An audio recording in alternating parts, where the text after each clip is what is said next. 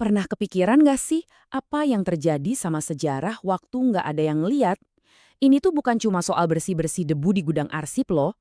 Ini adalah pertarungan sunyi yang terjadi setiap hari buat nyelamatin ingatan kita semua. Nah, pertanyaan ini nih intinya. Waktu dokumen-dokumen penting itu kita biarin aja, mereka tuh nggak diem. Pelan-pelan mereka mulai lenyap. Dan bareng sama mereka, ya sebagian dari cerita kita juga ikut hilang. Biar bisa menang di pertempuran ini, kita harus kenalan dulu dong sama musuh-musuhnya. Dan musuh pertama kita adalah sesuatu yang nggak bisa kita hindari sama sekali. Waktu itu sendiri. Coba bayangin musuh pertama kita, udara di sekitar kita. Salah suhu sedikit atau kelembapan yang terlalu tinggi, jamur yang nggak kelihatan itu bakal langsung pesta pora. Mereka mengubah lembaran sejarah jadi debu. Terus, ada lagi nih, para penyerbu.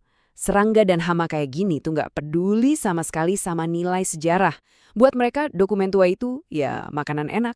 Mereka benar-benar menggerogoti masa lalu kita, lubang demi lubang. Tapi, mungkin musuh yang paling ngeri itu justru yang datang dari dalam. Asam yang ada di dalam kertas itu sendiri, itu tuh kayak bom waktu kimia. Pelan-pelan, dia bikin kertas jadi rapuh dan ancur dari dalam. Oke, kita udah kenal sama musuh-musuhnya. Sekarang yuk kita lihat gimana para pahlawan di cerita ini, para arsiparis, membangun benteng pertahanan pertama mereka dengan cara mengendalikan lingkungan. Angka ini bukan sembarangan loh. Suhu antara 18 sampai 21 derajat Celcius itu ibarat zona ajaib. Di suhu segini, reaksi kimia yang merusak kertas jadi melambat drastis. Kalau lebih hangat dikit aja, proses penuaannya bisa langsung ngebut. Nah, ini juga sama pentingnya ngejaga keseimbangan kelembapan. Di angka 45–55%, kita bisa cegah jamur tumbuh, tapi sekaligus mastiin kertasnya nggak jadi terlalu kering sampai gampang sobek pas disentuh. Keseimbangan itu kuncinya. Jadi, tujuannya ya ini, menciptakan semacam surga buat dokumen. Lingkungan yang nggak terlalu panas, nggak terlalu dingin, nggak terlalu lembab, dan nggak terlalu kering. Pokoknya tempat yang pas banget di mana musuh-musuh alami sejarah nggak bisa berkembang.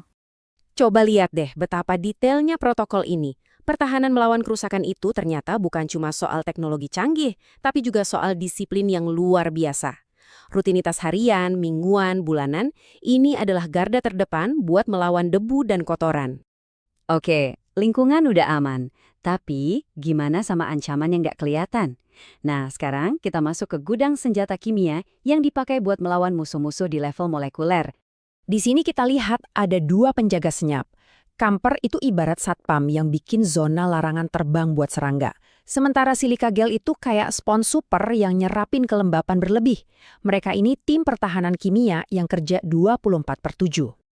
Nah, ini salah satu tindakan paling penting, deasidifikasi. Bayangin aja, ini kayak kita ngasih obat penawar racun ke kertas. Proses ini menetralkan asam yang merusak dari dalam, terus ngasih semacam perisai pelindung buat masa depan. Kalau buat dokumen yang udah rapuh banget, ada solusi yang lebih ekstrim, enkapsulasi. Ini benar-benar kayak ngasih baju zirah transparan ke dokumen itu, melindungi total dari sentuhan fisik dan bahaya lingkungan lainnya. Yang perlu kita ingat, semua teknik tadi itu bukan solusi tunggal. Mereka adalah bagian dari satu sistem pertahanan yang berlapis-lapis.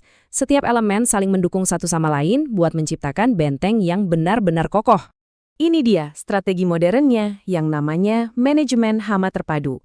Ini udah bukan lagi soal semprot-semprot pestisida aja, tapi soal pengawasan rutin, kontrol lingkungan yang super ketat, sampai ngelatih staf biar jadi mata-mata yang waspada sama ancaman sekecil apapun. Proaktif, bukan reaktif. Kutipan ini benar-benar kena di jantung persoalannya. Semua upaya yang rumit ini, itu bukan cuma buat nyelamatin kertas tua. Ini soal menjaga bukti. Bukti akuntabilitas, bukti kinerja, dan yang paling penting, bukti kebenaran. Jadi setelah semua kerja keras ini, hasilnya apa? Di bagian terakhir ini, kita bakal lihat kenapa pertarungan sunyi ini penting banget buat kita semua. Jadi, apa dampak nyatanya? Ini bukan cuma teori. Ini soal akreditasi universitas yang bisa lolos, rekam medis pasien yang aman buat urusan hukum puluhan tahun kemudian, dan bukti kerja pemerintah yang bisa diakses sama publik. Ujung-ujungnya, ini semua tentang akuntabilitas. Kita tutup dengan pemikiran ini. Kalau dokumen itu adalah ingatan kita, berarti setiap lembar arsip yang diselamatkan adalah sebuah pilihan sadar untuk mengingat. Dan ini mau nggak mau, bikin kita bertanya, cerita apa, kebenaran apa, dan kenangan apa yang tanpa sadar kita pilih untuk dilupakan selamanya.